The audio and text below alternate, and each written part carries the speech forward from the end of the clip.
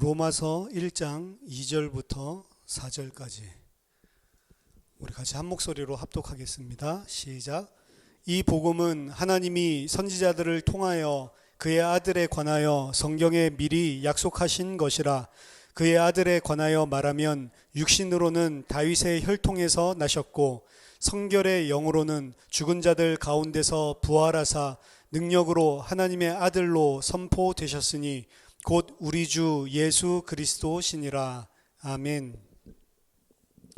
오늘 기독교 강요 마지막 시간으로 이제 복음에 대해서 말씀을 전하고 기독교 강요 시리즈는 여기서 마무리를 하도록 그렇게 하겠습니다. 복음이 뭐냐? 결국에는 우리가 성경 말씀 통해서 우리가 궁극적으로 알아야 될 진리는 복음입니다. 복음 다른 말로 하면 그냥 기쁜 소식이죠. 이 성경이 우리에게 전하고 있는 기쁜 소식이 무엇인지를 알려주시기 위해서 하나님께서 계시를 우리에게 허락하신 것이고, 그 기쁜 소식이 우리에게 정말로 기쁜 소식으로 들리냐 안 들리냐, 사실 그거는 성령에 달려 있는 겁니다. 그래서 똑같은 복음, 기쁜 소식이지만 어떤 자들에게는 그게 기쁜 소식으로 안 들리는 사람이 있고, 그리고 어떤 자들, 하나님 택한 자들에게는 성령이 그들에게 이 기쁜 소식을, 복음을 기쁜 소식으로 들리게 그렇게 하나님께서 만드시는 거죠. 오늘 2절에 보니까 성경에 복음은 이것이다 라고 설명되어 있는 게 거의 없어요. 근데 여기 이 본문에서만 명확하게 이야기하고 있죠. 이 복음은 하나님이 선지자들을 통하여 그의 아들에 관하여 성경에 미리 약속하신 것이다. 근데 이것도 뭐 정확한 정의는 아니죠. 복음이 무엇인지 정확한 정의는 아니지만 한마디로 복음은 하나님이 약속하신 것이다. 근데 누구에 대해서 약속을 했냐? 하나님의 아들에 관하여 미리 약속하신 것이다 라고 이야기를 합니다. 그래서 하나님께서 자기의 아들에 관해서 약속을 하시고, 자기의 아들을 실제로 그 약속하신 그대로 이 땅에 보내셔서, 여기 보면 다윗의 자손, 다윗의 혈통으로, 다윗의 씨로 보내셔서, 그것도 약속하신 것이거든요. 다윗의 씨로 보내셔서 그리고 죽음 가운데서 부활시키는 요 일이 복음의 가장 큰 줄거리란 말이죠. 그럼 이 복음이 왜 필요하냐라고 하는 것들을, 이런 부분들에 대해서는 정확하게 자세하게 설명하고 있지 않습니다. 하지만 바울이 로마서 서두에서 이야기하는 중요한 핵심은 하나님이 성경을 통해서 미리 우리에게 약속을 주셨는데, 그 약속은 하나님의 아들에 관한 것이다. 이 정도로 이제 두리뭉실하게 주고 있는 거죠. 아들이 그냥 온 것이 아니고, 바울이 사용하고 있는 단어 보면 약속하셨기 때문에 그 약속대로 오셨다라고 이야기를 합니다. 언제 약속했냐? 그 선지자들을 통하여 미리 약속을 하고 있었다라고 이야기를 합니다. 그래서 성경은 약속의 책이라고도 이야기를 하죠. 우리에게 성경을 통해서 하나님이 약속해 주신 것, 더 정확하게 말하면 우리에게 성경을 통해서 하나님이 미리 약속하신 것을 우리에게 보내주신 거예요. 사실은 그게 하나님께서 그 아들을 보내셔서 우리를 구원하시기로 이미 하나님이 먼저 작정하셨다, 하나님이 먼저 약속하셨다. 그렇죠? 그게 창세전 언약이라고 이야기를 했죠. 베드로전서 1장 20절에 보면 예수 그리스도에 대해서 이렇게 설명합니다. 그는, 예수 그리스도는 창세전부터 미리 알림 바 되시니나 이 말세에 너희를 위하여 나타내신 바 되니, 이렇게 이야기합니다. 창세전부터 예수 그리스도를 이미 알리신 바 되었다. 언제 알리셨어요? 하나님이 약속하시고 작정하셨단 말이에요. 창세전에. 그리고 말세 때 이제 너희를 위해서 이제 그 약속하신 그 약속대로 나타나신 바 되었다. 그래서 하나님이 선지자들에게 약속하기 이전에 먼저 성삼위 하나님 안에서 약속하시고 언약하시고 그 언약을 그대로 이루시는 거죠. 그 언약이 무엇인지를 선지자들을 통해, 성경을 통해서 우리에게 알려주시는 것입니다. 그래서 로마서 오늘 1장에서 미리 약속했다라고 이야기하는 것을 16장에서는 25절부터 보면, 나의 복음과 예수 그리스도를 전파함은 영세전부터 감추어졌다가 이제는 나타내신 바 되었으며 영원하신 하나님의 명을 따라 선지자들의 글로 말미암아 모든 민족이 믿어 순종하게 하시려고 알게 하신 바 그 신비의 계시를 따라 된 것이니. 이게 복음이란 말이에요. 이 복음으로 너희를 능히 견고하게 하실 지혜로우신 하나님께 예수 그리스도로 말미암아 영광이 세세 무궁하도록 있을지어다. 아멘. 그럼 여기서 이야기하고 있는 게 뭐냐면 영세전부터 하나님께서 이미 감추어 뒀던 것이다. 복음은 영세전부터 이미 있었던 것인데 감추어 두셨다가 하나님의 시간표에 따라 이제 너희들에게 이 말세에 나타내신 바 되었다라고 하는 거죠. 그게 뭐 우리가 살아가는 중에 뭐 비밀한 걸 알려주신다는 게 아니라 예수 그리스도 2000년 전에 이 땅에 공생애를 통해서 십자가의 죽으심과 부활을 통해서 하나님이 그 창세전에 영세전에 숨겨졌던 거를 드러내셨다라고 이야기를 하는 겁니다. 베드로도 똑같은 이야기를 하고 있는 거예요. 창세전에 영세전에 이미 알리신 바 되었지만 마지막 때에 종말 때에 너희를 위해서 나타내신 바 되었다라고 이야기합니다. 이게 어디에 나와 있는가 하면 선지자들의 글로 말미암아 16장에도 미리 우리에게 알려주신 거죠. 성경은 그래서 창세전에 하나님께서 약속하신 것을 우리에게 알려주는 책이에요. 어떻게 보면. 그리고 그 알려준 것이 그대로 그 약속하신 것이 그대로 되었다라고 하는 것을 기록하고 있는 겁니다. 구약은 하나님의 약속, 신약은 그대로 되었다. 근데 그 구약, 신약 이전에 이미 창세전에 하나님께서 미리 모든 것을 다 예정하시고 모든 것을 다 작정하시고 그대로 펼쳐나가시는 거죠. 우리에게 알려주기 위해서 선지자들 통해서 말씀 주시고 그리고 그 말씀 그대로 성취하셔서 하나님이 정말로 그 언약대로 신실하게 성취하시는 분이구나 라는 것들을 하나님의 백성들은 믿게 만드는 것입니다. 그래서 이 복음, 하나님의 아들에 관해서 미리 약속을 하셨는데 왜 아들에 관해서 약속을 했냐? 오늘 본문에서는 이야기하고 있지 않죠? 근데 에베소서 1장 3절부터 6절까지 보면 찬송하리로다 하나님 곧 우리 주 예수 그리스도의 아버지께서 그리스도 안에서 하늘에 속한 모든 신령한 복을 우리에게 주시되 곧 창세전에 그리스도 안에서 우리를 택하사 우리로 사랑 안에서 그 앞에 거룩하고 흠이 없게 하시려고 그 기쁘신 뜻대로 우리를 예정하사 예수 그리스도로 말미암아 자기의 아들들이 되게 하셨으니 이는 그가 사랑하시는 자 안에서 우리에게 거저 주시는 바 그의 은혜의 영광을 찬송하게 하려는 것이라. 이게 이제 창세전에 하나님께서 약속하셨던 그 내용을 그리고 왜 우리에게 이 복음을 주셨는지를 설명하고 있는 중요한 본문입니다. 우리를 택하셔서 우리를 예정하셔서 우리에게 뭘 주기를 원하시면 하늘에 속한 모든 신령한 복을 우리에게 주기를 원하신다. 신령한 이렇게 되어 있지만 영적인 육신적인 세상적인 것이 아니고 영적인 하나님이 영이라고 했는데 하나님에게 속한 그 신령한 복을 우리에게 주시기 위해서 창세전에 우리를 택하시고 그리고 그 아들에 대해서 어떻게 우리에게 그 은혜를 줄 건지를 다 작정하시고 그리고 펼쳐나가시는 겁니다. 그래서 우리에게 하늘에 속한 모든 신령한 복을 준다라고 하는 것이 여기 보면 그 예수 그리스도로 말미암아 자기의 아들들이 되게 하셨으니 하나님께 속한 모든 영적인 복, 신령한 복을 우리에게 주려고 하는데 그 주는 방법이 우리를 하나님과 같은 아들들이 되게 하는 것이다. 근데 그 아들들을 누구 안에서? 예수 그리스도 안에서 되게 하도록 작정을 하셨단 말이에요. 그래서 복음은 결국에는 목적은 뭐냐면 하나님이 택하신 자를 하나님의 아들들이 되게 하는 것. 근데 하나님의 아들들이 되게 하려고 하는데 그 방법은 뭐냐면 자기의 아들을 통해서 예수 그리스도를 통해서.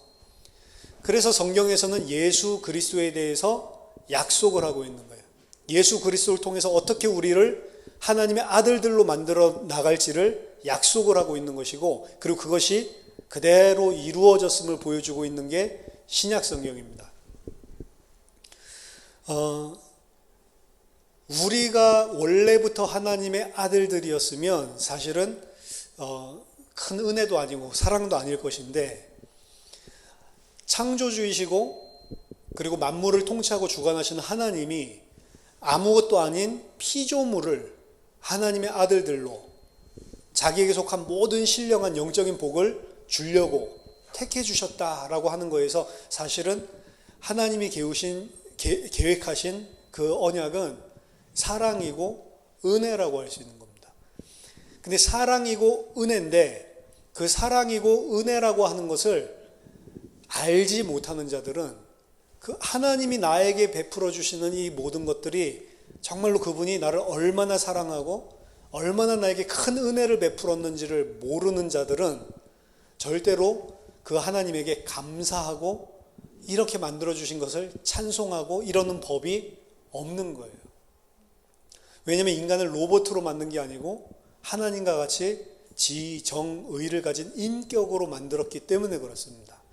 인격으로 만드는 자는 하나님으로부터 오는 이 모든 것들에 기대 사는 게 아니고 스스로 독립해서 내가 스스로 주체적으로 판단하고 주체적으로 생각하고 주체적으로 살 수 있기를 바라는 거예요. 그렇기 때문에 하나님의 은혜와 사랑을 깨닫지 못한 상태에 있는 지, 정, 의를 가진 인격체들은 사실은 하나님께 종이 되거나 아니면 하나님을 대적하거나 둘 중에 하나지 절대로 이 자는 하나님의 아들들이 될 수는 없습니다. 종이라고 하는 것은 하나님이 그 은혜와 사랑을 안 준 존재예요. 말하자면 천사들 가운데도 하나님의 시종을 끝까지 드는 착한 천사들이 있고 타락한 사탄이 있잖아요. 근데 천사들은 아들이 아닙니다.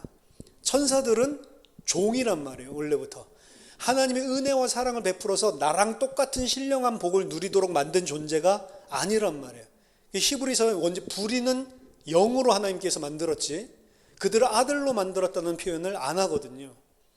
근데 그 아들로 안 만드는 존재들 가운데 저분이 창조주고 내 주인이니까 섬겨야지라고 섬기는 그 섬김은 그 은혜와 사랑으로 말미암아서 나오는 자발적인 그런 이 종의 섬김이 아니고 원래 부리는 영으로 하나님 만들었기 때문에 섬기는 거에 불과하단 말이에요. 근데 그렇게 부리는 영으로 만드는 존재도 인격, 지정의 이걸 가지고 있다 보니까 그 중에 일부는 하나님이랑 맞먹으려고 그러죠. 더더군다나 하나님이 가장 아끼고 가장 최고의 아름다움과 지혜를 줬던 그 천사가 거의 말하자면 이 그리스도와 방불할 정도의 이 아름다움과 영광과 어떻게 보면 모든 것을 다 준 그 천사는 자기가 하나님인 줄 알고 대적을 하죠. 내가 왜 저 보좌에 못 앉겠는가? 내가 그와 더불어 비기리라, 싸우리라 뭐 이렇게 생각을 하고 덤벼든단 말이죠. 순종을 해도 종이에요. 근데 순종하지 않으면 순종하지 않고 하나님 대적하는 그런 천사, 사탄이라고 이야기를 하는 거고. 그렇죠? 이들은 아들이 될 수는 없는 겁니다. 히브리서 1장에서 분명히 아들과 그 천사들은 다르다라고 이야기를 하는 거예요. 그렇죠? 이들에게는 그래서 회개할 수 있는 그런 것도 없어요. 왜? 원래 처음부터 종이기 때문에. 인간이 지, 정, 의, 인격을 가지고 하나님을 섬길 수 있고 하나님의 아들들이 될 수 있는 것은 원래부터 하나님이 아들들로 작정하고 창조했기 때문에 그런 거예요.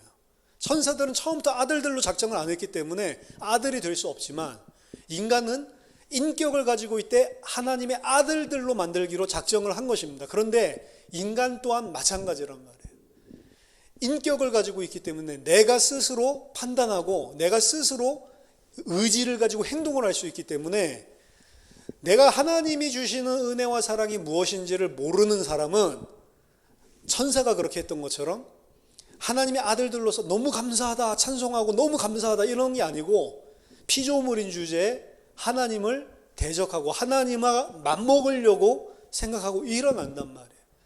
그래서 성경에서 일관되게 이야기하고 있는 죄는 우리들이 말하는 윤리 도덕적인 죄도 다 죄입니다. 그거 잘 됐다는 거 그건 아무 상관없어 그 말이 아니에요. 그것도 다 죄라니까요. 근데 그거 이상이란 말이에요. 그 죄가 왜 나오는지를 근본으로 파고 들어가 보면 사실 하나님 앞에 서야 되는데 하나님 앞에 서지 않고 내가 하나님이 됐기 때문에 내가 하나님의 자리에 앉아서 하나님께 감사하고 하나님께 무릎 꿇는 존재가 아니고 내 마음대로 해야 되는 내 결정과 내 뜻대로 해야 되는 주체적인 자리에 본인이 섰기 때문에 그 본인이 그 자리에 서게 되는 근본은 뭐냐면 하나님이 주시는 은혜와 사랑으로만 나는 살 수 있는 그런 피조물이고 아무것도 아닌 존재다라는 걸 몰라서 그래요.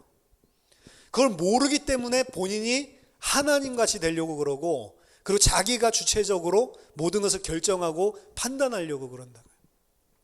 근데 인간은 태어나면서부터 하나님을 모르기 때문에, 하나님이 주시는 은혜와 사랑을 전혀 모르기 때문에 내가 하나님이 돼서 살 수밖에 없는 구조예요. 아담 이야기를 보면 아담에게는 이미 하나님이 같이 대화도 하고 알려줬죠. 알려줬는데도 불구하고 그래도 스스로 하나님의 자리에 서려고 하잖아요. 근데 아담 이후에 태어난 자들은 아예 하나님에 대해서 무지한 상태로 태어나죠. 그리고 이 무지한 상태로 태어난 자들은 처음부터, 태어났을 때부터 나밖에 없는 것입니다.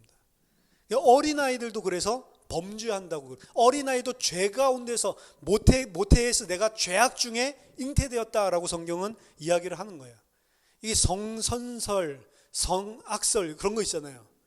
성선설, 성악설 그 이야기 하는 게 아니라고요. 성경은 성선설, 성악설은 뭘 근거로 이야기를 하냐면 악한 거, 죄 짓는 인간, 이런 본성에 대해서 이야기를 합니다. 욕심, 이런 것들에 대해서. 그러니까 태어날 때는 너무 천사같이 태어났는데 이 세상 살아가면서 악이 들어갔다. 그래서 인간은 태어날 때 원래는 선했다, 이렇게 주장하는 사람들이 있고, 철학에서 아니 태어날 때부터 악한데 그나마 좀 교육을 받고 남과 더불어 사회 속에서 살아야 된다는 것을 인지하기 시작하면서부터 점점 철이 들면서 점점 선하게 바뀌어가는 거다, 이렇게 이야기를 하고 있는데, 이들이 생각하는 그 악이 아니란 말이에요. 이들이 생각할 때 애기가 애기가 악하지 않아요. 그렇죠. 제가 맨날 악하다고 표현을 하는데, 악하다고 표현하는, 제가 표현하는 그 중점은 뭐냐면 나밖에 모른단 말이에요. 나. 하나님의 자리에 앉은 사람, 그리고 자기가 하나님인 줄 아는 사람, 그 사람은 나밖에 모르는 거예요. 모든 것들을 다 나 중심으로 판단하고 모든 걸 다 내 중심으로 생각하고, 그러니까 이웃과의 관계에 있어서도 내 중심이에요. 그렇죠? 절대로 저 사람은 내 안중에 없고 내가 어떻게 잘 되고 내가 어떻게 이득을 취할 거냐. 그래서 인간관계에 있어서도 내가 우선이죠. 내 코가 석잔데 뭐 그렇게 이야기하잖아요. 그렇죠? 나 중심으로 움직일 수밖에 없는 거예요. 왜? 생존해야 되니까, 살아야 되니까. 그렇죠? 그 살아야 되니까 내가 그렇게 한다라고 이야기하는데 뭘 놓치고 있어요? 내가 사는 거는, 모든 생명은 하나님으로부터 오는 거잖아요. 근데 내가 살아야 되니까 다른 사람을 착취하고, 내가 살아야 되니까 다른 사람을 짓밟고 뭔가를 취하는데, 이 사람은 생명이 어디서 온다고 생각해요? 내가 뭔가를 취하고 있는 거기서 온다라고 생각을 하죠. 그러니까 하나님에 대해서 무지하면, 그리고 진짜로 내가 하나님으로부터 은혜와 사랑으로 이 생명을 가지고 있고 내 존재 자체가 있는 거다라는 걸 모르는 자는 전부 나 중심으로 내 스스로 살아나기 위해서 다른 사람 다 짓밟고 내가 가장 높은 곳에 서서 그게 행복인 줄 알고, 그게 생명인 줄 알고 살아간단 말이죠. 그것 자체가 죄란 말이에요. 나 중심이고 하나님 모르고 다른 이 세상의 것, 육신의 것 가지고 내가 생명을 가지는 줄 알고 그거 중심으로 움직이죠. 그래서 죄라고 하는 거는 나, 그 다음에 세상 육신, 이렇게 보면 정확합니다. 그러니까 공부를 열심히 해서 성공하려고 하는 거 나예요. 나. 아니 난 국가를 위해서 그렇게 하는데, 국가를 위해서 그렇게 하는 게 아니고 계속 파고 들어가 보면 나예요. 그 국가란 건 뭐예요? 내 국가잖아요. 내 국가. 내가 태어난 우리나라. 그렇죠? 전 세계 인류 평화를 위해서 한다고 해도 결국에는 나 중심으로 꽉 묶여 있는 게 인간이라고. 근데 그 모든 행태들이 다 죄라고. 그 안에서 이제 다른 사람, 이웃을 해하는 일들도 나오고, 그 안에서 뭐 거짓말하는 것도 나오고, 그 안에서 살인하는 것도 나오고, 그 안에서 다 파생돼서 나오는 거란 말이죠. 그래서 성경은 인간은 어려서부터 모든 생각하고 계획하고 경영하는 일들이 악하다라고 이야기하고 죄가 세상에 관영했다라고 이야기를 하는 겁니다. 하나님으로부터 생명이 오고 하나님의 은혜와 사랑이 없었으면 안 되는 존재, 요거를 인정하기가 힘들단 말이에요, 사람. 그걸 인정하기 힘들기 때문에 하나님께 순종을 못하는 겁니다. 알아도 못하지만 몰라서도 못하고 알아도 못해요. 왜? 여전히 나 중심이고 하나님으로부터 온다고 생각하지 않고 세상 육신으로부터 뭔가가 온다라고 계속 그렇게 생각을 하는 그 죄 가운데 빠져 있기 때문에 그게 쉽지가 않은 것입니다, 사람. 그래서 사람을 하나님께서 이 땅에 보내놓고 정말로 하나님의 아들들이 되게 만들 사람은 계속해서 하나님의 은혜와 사랑이 없이는 내가 안 되는 존재, 피조물, 아무것도 아닌 존재라는 사실을 알려주시는 거예요, 사실은. 그 알려주고 그게 깨달아진 만큼 하나님께 의존할 뿐만 아니라 하나님으로부터 오는 이 은혜가 없으면 나는 안 된다라는 사실을 인지하게 돼 있어요. 그 인지하는 것들이 철들어가는 거고 하나님의 아들들로 만들어져 가는 거란 말이에요.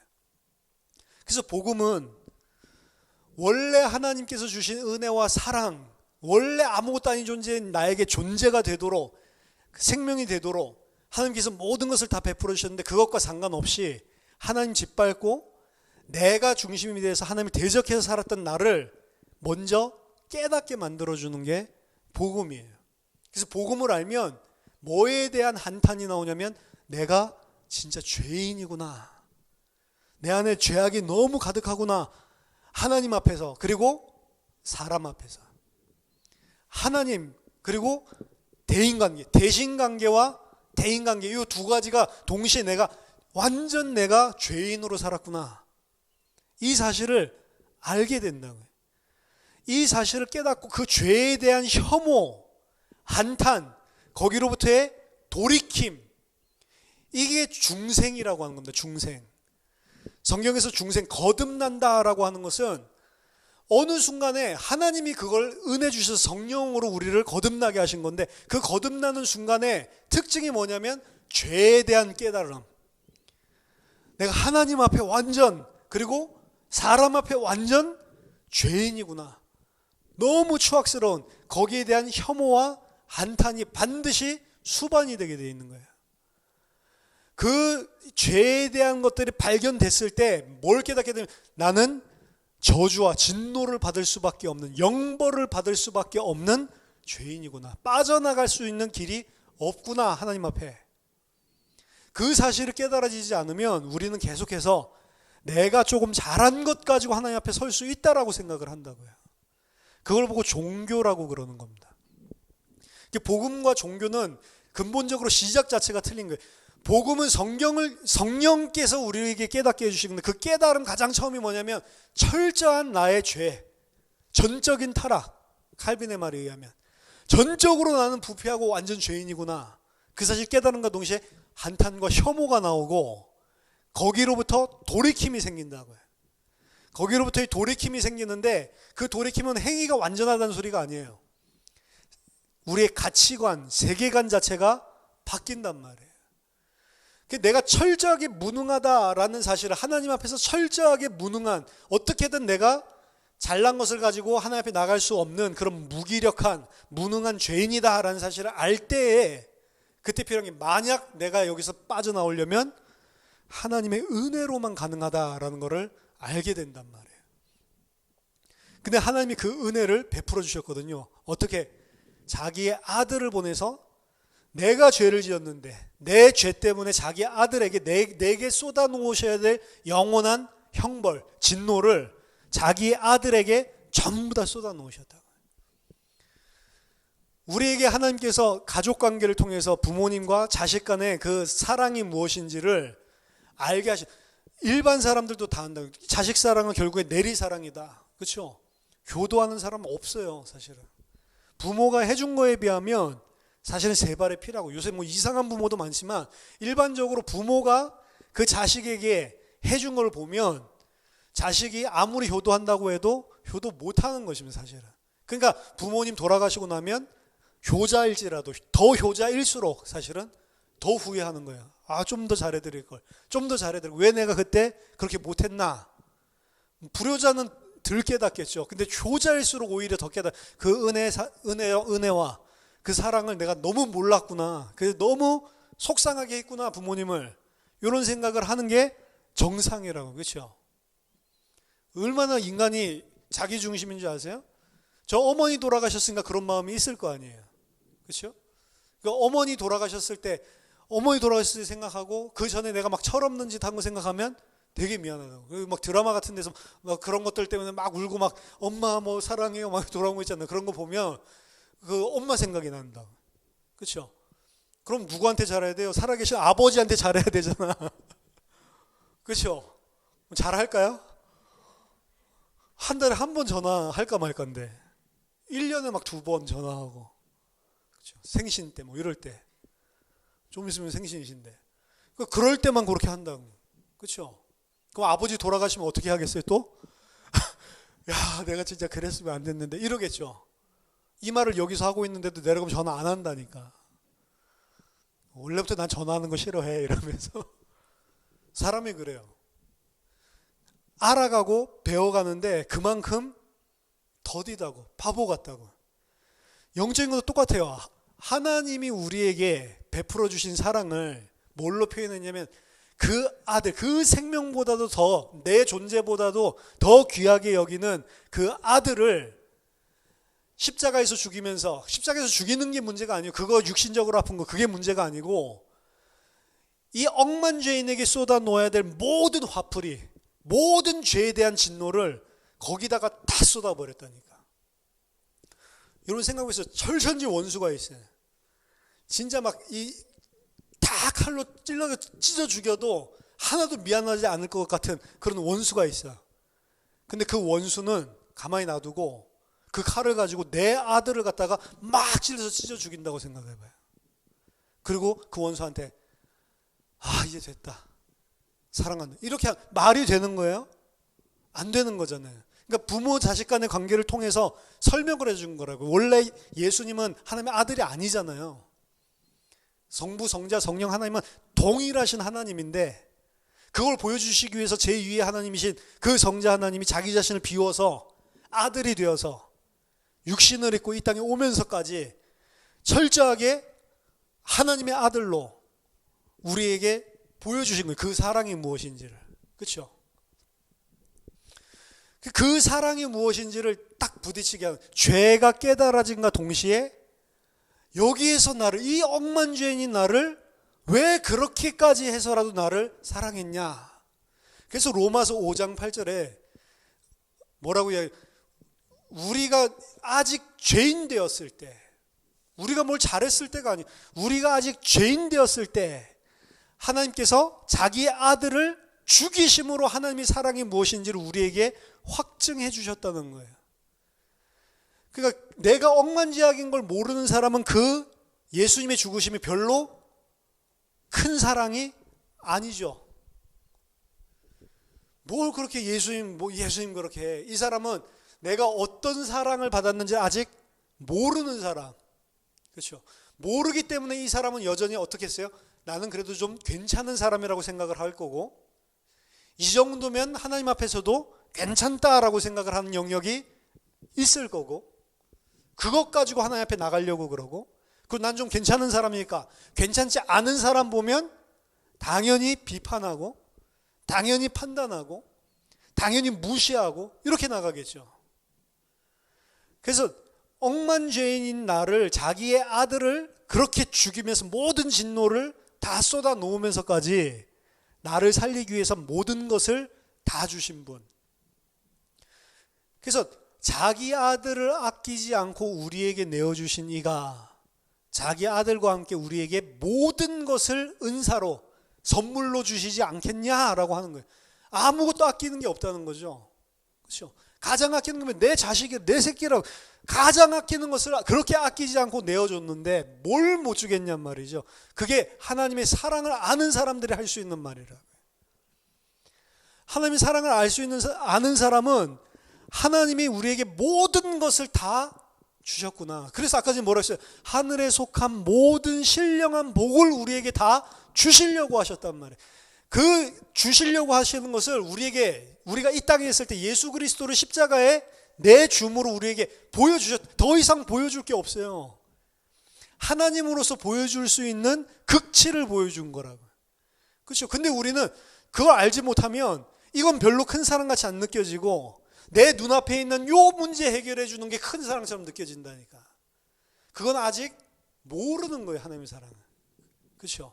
그러니까 모르는 자는 하나님을 섬긴다고 하지만 우상을 섬기게 되는 거예요. 그래서 모르는 자가 그렇게 하는 겁니다.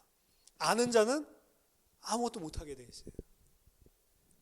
어제도 저녁 먹으면서 TV 켰는데 그 어머니가 뭐 7남매를 키우면서 첫째 딸인데 지금 65세 할머니이신데, 얘를 그래도 이 나처럼 시골 농사꾼 집에 이사 와가지고 이 시집 와가지고 새벽부터 이 계속해서 밥하고 그리고 뭐 7남매 키우고 얼마나 힘들겠어요. 농산일 하고 너무너무 힘들고 지겨워서 자기 어렸을 때 봤대요. 어머니가 너무 힘들어 그러면서 자기 막 붙잡고 막 울었었던 거를 기억을 생생하게 하더라고. 그때 무슨 의미인지를 어렸을 때 몰랐는데 이제 그때 어머니가 막 울던 오열하던 너무너무 힘들다고 그거 생각하면서 막 자기 막 우는 거예요. 그때 몰랐다고. 근데 너는 나처럼 살면 안 된다 이래가지고 그 없는 집에서 그 첫째 딸이라고 엄마가 바득바득 그거는 우겨가지고 너는 나처럼 살면 안 된다 이래가지고 대구로, 함양에 원래 사는 건데 대구로 보내줬더라고요. 그러니까 대구에 가서 이렇게 사는데 한 달에 한 번씩 엄마가 오는데 올 때마다 뭐 김치 같은 거 있잖아요. 그런 거 이제 싸서 오는 거죠. 딸 주려고. 오는데 그 함양에서 거기까지 요새는 뭐 금방이지만 옛날에 대구까지 오는데 버스 타고 뭐 5시간 반인가 걸린대. 근데 그 김치를 가지고 하면은 옛날에 그 그릇들이 요즘처럼 이렇게 인봉이 잘 안 된다고. 그러니까 고속버스 터미널에 가서 시외버스 터미널에 가서 엄마를 이제 만나는데 운전수도 짜증내면서 욕하고 승객들도 짜증내면서 욕하고. 근데 엄마가 주섬주섬 막 미안하다 이러면서 그 김치물 보자기 묻어있는 그 김치독을 가지고 내려온단 말이에요. 너무 창피해가지고 이런 거 싸우지 말라고 막 사람들 앞에서. 그리고 이런 손가락질 당하는 엄마가 내 엄마라는 게 쪽팔리니까 오지 말라고. 내가 김치 먹고 싶다고 그랬냐고. 그러면서 같이 가야 되는데 지 혼자 집 가버리고 엄마 나중에 혼자 와가지고 또 김치 이렇게 해가지고 주고 그 없는 집에 돈 주고 그러고 가고. 돈만 주지 뭐하러 이런 거 가져오냐. 되게 불쌍하죠. 그 어머니가 아직 생존에 계시더라고. 89세인가 그러시는데. 그러니까 엄마가 옛날에 해줬던 그 김치 내가 이제 엄마 해주고 싶다 그래서 막 김치하면서 막 울면서 그러는 거예요. 이제 철이 약간 드는 거죠. 알면은 그거 할 수 있겠어요? 못하죠. 저도 그런 거 전혀 몰랐었던 것 같아요. 옛날에 어렸을 때는. 저도 좋은 대학 갔다고 집안에서 얼마나 좋아했겠어요. 그러니까 저희 큰형이 그때 군대에 있었는데 그 휴가를 나오자마자 우리 그 동생 자랑스럽다 이래가지고 이 군복 차림으로 휴가 하자마자 절 찾아온 거예요. 학교로. 근데 말 없이 왔거든. 깜짝 서프라이즈 한다고. 근데 나는 뭐 저녁 스케줄도 있고 막 이런데 그럼 어떻게 해야 돼요? 형 왔어? 그러면서 막 안아주고 보고 싶었어. 근데 안 힘들었어. 이래야 되잖아요. 근데 왜 말도 없이 왔어? 나 오늘 약속 있어. 이러면서 당구 치러 가고. 형 그냥 왔다가 그냥 얼굴 한번 보러 왔어. 그러고 갔거든요. 근데 그 미안한 줄 전혀 몰랐어요. 왕싸가지죠. 근데 그 형님 돌아가셨잖아요. 그 다음 생각, 미치겠다 막 그때. 얼마나 어리석어요. 근데 하나님한테 똑같은 일을 하고 있다니까. 왜 그래요? 내가 잘나서 그래요. 하나님 부끄러운 거지. 내가 잘났기 때문에 하나님 도움 별로 필요 없는 거지. 철이 없는 어린아이들이란 말이에요. 그런 아이들을 하나님께서 하나 둘 계속해서 설득해가지고 그 하나님이 누구신지를 보여주는데 자기의 아들을 죽이면서 그게 하나님이 보여주신 절정이고 모든 것이란 말이에요. 근데 그거 보고도 아니라는 거예요. 그러니까 어떻게 보면 답답해서 이야기, 하나님이 자기 아들 주셨는데 자기 아들과 함께 모든 것 다 주시는 분 아니냐라고 안타까워서 이야기를 하는 거예요. 그게 하나님 모든 것 다 주시는 분이구나, 그거 좋아하라고 하는 게 아니고, 이제 아들도 줬으니까 이제 하나님이 이것도 주고 저것도 주겠네, 그 이야기가 아니잖아요. 모르냔 말이에요, 그 하나님의 사랑을. 우리가 하나님의 사람, 하나님이 창세전에 영생에 택한 자들이 맞다면 우리에게 하나님이 성령을 주셔서, 그걸 예레미야 31장 31절 33절 보면 새 마음을 주셔서 우리로 알게 하신다. 우리를 깨닫게, 그 하나님이 누구신지를, 그 하나님의 사랑이 무엇인지를 깨닫게 만들어 주신다. 그거를 우리 인생을 통해서, 그리고 성경에 있는 자기 아들에 관한 그 약속을 통해서 하나님이 우리에게 얼마나 큰 사랑과 은혜를 주시는 분이고, 너희들은 그 사랑과 은혜가 없으면 절대로 안 된다는 것들을, 그러니까 이것 붙들라고 하는 것들을 가르쳐 주시는 게 복음입니다. 사실은 우리에게 뭘 바라는 게 아니고 뭘 잘했다고 그런 게 아닙니다. 저는 딸 한 명 키우면서도 얘가 뭐 성공 안 해도 괜찮아요. 그냥 건강하게 그냥 잘 자라면 좋겠어요. 그거로 됐지. 그렇죠? 공부 잘 못해도 괜찮아요. 얘 휴대폰을 잃어버렸어요. 어저께 현장 학습 체험 가가지고 버스에 두고 내렸다라고 이야기했는데 버스 기사한테 전화하니까 없대요. 그러니까 어디서 잃어버렸는지를 모르는 거지.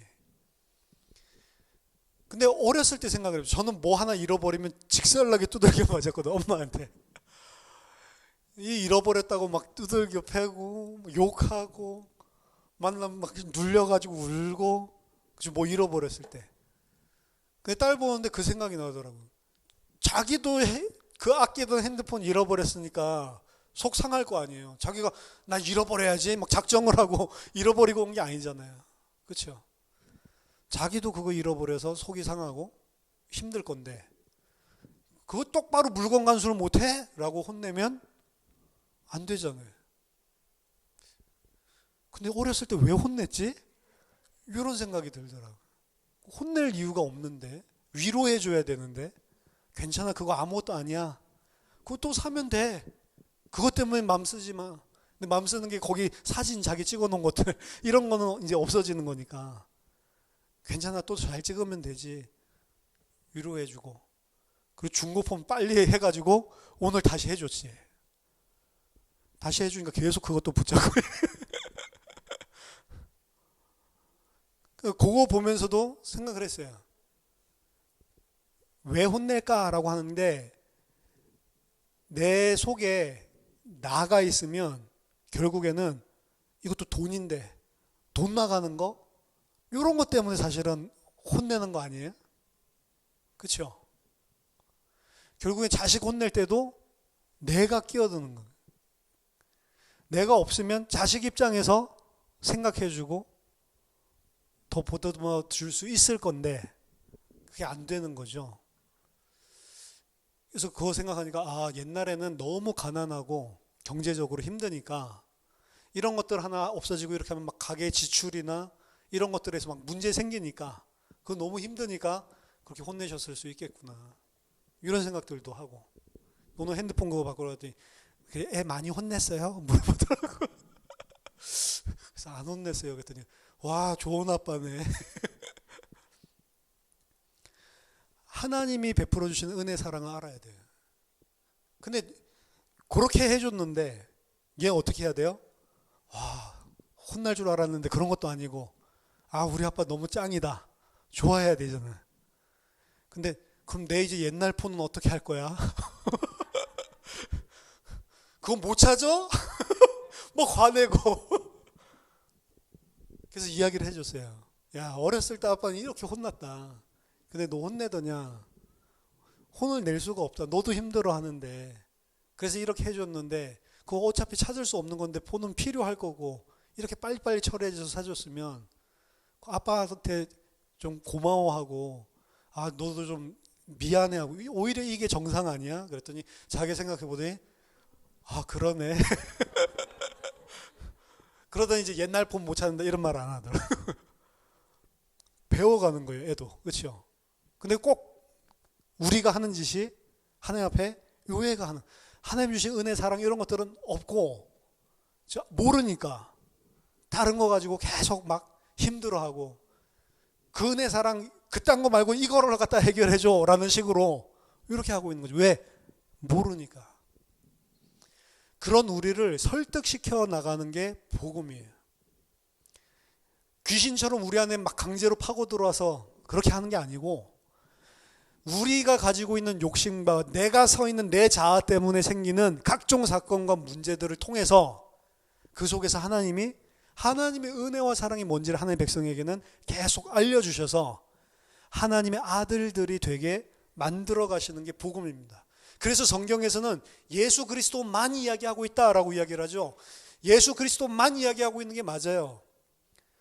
예수 그리스도만 이야기하고 있다라고 하는 건 뭘 보여주는 거냐면 우리의 철저한 죄성과 하나님이 그럼에도 불구하고 베풀어 주시는 그 죄 가운데 우리에게 베풀어 주신 은혜와 사랑, 요 이야기만 하고 있는 겁니다. 문자적으로 예수 그리스도 이 말을 안 해도 전체가 다 그 이야기를 하면서 하나님을 알아가는 거예요.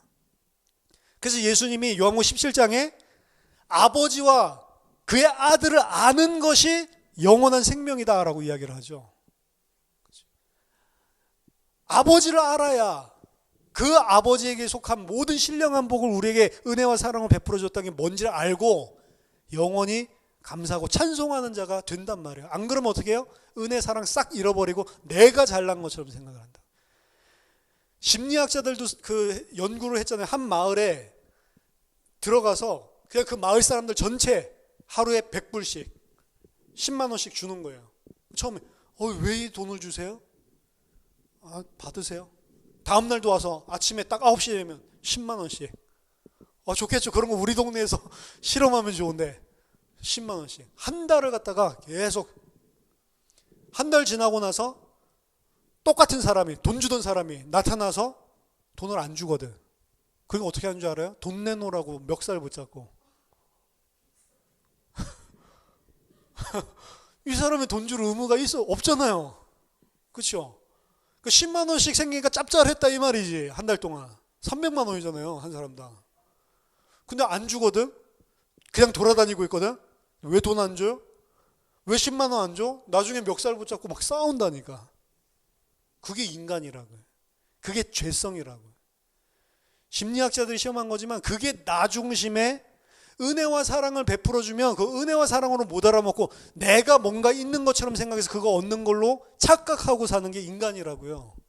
그런 인간을 설득시켜가지고 이 10만 원 원래 너 돈 아닌데 은혜야 알려주시는 거예요, 사실은.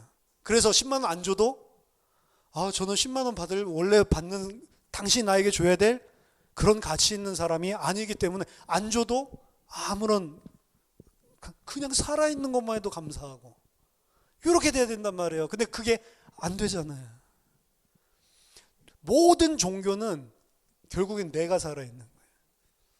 나를 위한 거고 내가 어떻게 좀 괜찮은. 근데 복음은 그런 은혜 사랑을 알고 그런 은혜 사랑 받을 가치가 없는 넌데 그런 은혜 사랑이 도대체 무엇인지를 감격하는 자로 만들어 나가는 거예요. 그걸 우리가 지정의를 가지고 있으니까 프로그래밍 하는 게 아니고 로봇가 아니고 우리를 설득해가지고. 로봇이고 프로그래밍이면 간단하죠. 그렇죠? 차라리 로봇이면 좋겠어.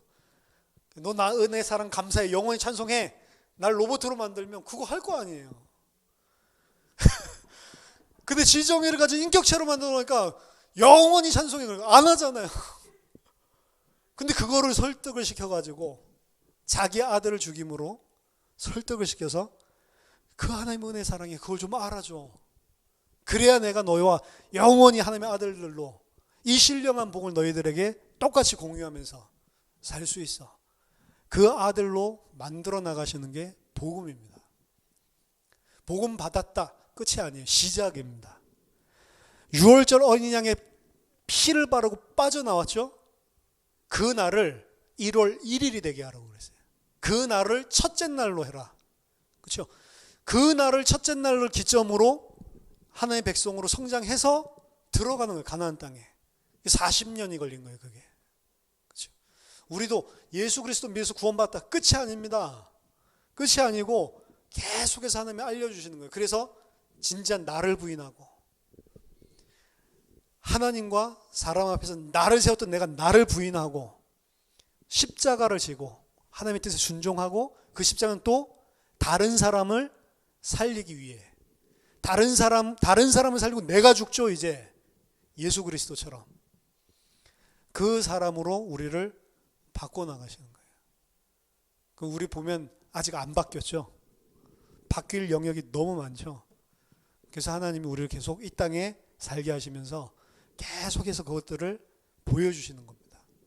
보여주시려고 하다 보니 내 뜻대로 안 되는 일들이 생기는 거예요. 보여주시려고 하다 보니 환난, 고통이 생기는 거예요. 왜냐? 그 속에서만 사실 우리가 하나님을 바라볼 수가 있고, 내가 잘 나갈 때 하나님 찬송하는 거 할 수 있어도 나를 부인하지 못한 자는 내가 어려움 당할 때 하나님 찬송 못하게 돼 있거든요. 근데 그건 불신자들도 똑같이 한다라고 예수님이 이야기했습니다. 나를 잘 대해주는 사람 잘 대해주는 건 누가 못하겠냐라고 이야기를 하죠. 근데 나를 원수 삼는 자를, 그 원수를 사랑하는 건 아무나 할 수 있는 게 아니다라고 이야기를 하죠. 그런 사람으로 우리를 계속 만들어주신다고. 우리 인격을 만들어간다는 게 아니고 하나님이 주신 사랑과 은혜를 알아서 빚진 자로 살아가게 만드는 겁니다. 1만 달란트 빚진 자, 100데나리온 빚진 자. 우리는 어떤 존재냐면 1만 달란트 탕감받아도 100데나리온 가지고 난리를 치는 그런 우리란 말이야, 사실은. 근데 우리를 계속해서 너 1만 달란트 빚진 자야 네가. 이거 계속 알게 하는 거예요. 그거 알고 진짜로 하나님 앞에 어떻게 나 같은 자를, 이렇게 알았을 건데 나 같은 자를 택하셔서 이 신령한 복을 주시기로 작정을 하시고 이렇게 모든 것을 다 움직여 가시냐. 그게 복음입니다. 그래서 기쁜 소식이에요. 이게 여러분들에게 기쁜 소식이 될 수도 있고, 그리고 여러분들에게 전혀 기쁘지 않은 소식이 될 수도 있어요. 복음이 양날의 검입니다. 복음을 듣고 그것이 기쁜 소식이 되는 사람이 있고, 기쁘지 않은 사람, 그런 사람이 있어요. 기쁜 소식인 사람은 하나님께서 은혜를 주신 거고요. 기쁜 소식이 된 자에게는 그 은혜와 사랑에 완전히 감격하고 완전 무릎 꿇을 수밖에 없는 그런 하나님의 장성한 자로 만들어 가세요. 내가 누군지, 하나님이 누군지, 그런 하나님이 이 나 같은 자에게 베푸신 은혜와 사랑이 뭔지 딱 요거 알게 하고 가는 것입니다. 저와 여러분들이 복음을 통해서 하나님이 미리 약속하신 것, 그것을 자기 아들을 통해 2000년 전에 십자가와 부활로 성취하신 것, 그 은혜와 사랑이 무엇인지를 알고 정말 하나님 앞에, 그리고 사람들 앞에 하나님의 백성으로 온전히 세워지는 그런 은혜가 있기를 예수 이름으로 축원합니다. 기도하겠습니다. 하나님 아버지, 그 은혜와 사랑을 너무나 감사드립니다.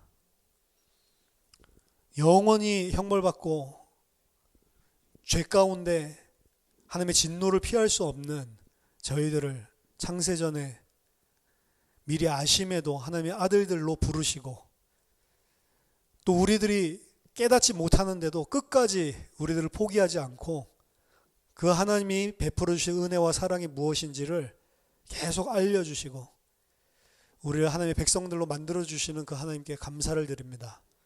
하나님, 우리 눈을 여시고 귀를 여시고 마음 문을 여셔서 그 하나님의 은혜와 사랑을 아는 자로, 철들은 자로, 장성한 자로 하나님 세워질 수 있도록 성령으로 이 시간에도 함께하여 주시옵소서. 그래서 하나님의 은혜와 그 하나님께서 베푸신 사랑을 영원히 찬송하는 찬송이 되게 하여 주시옵소서.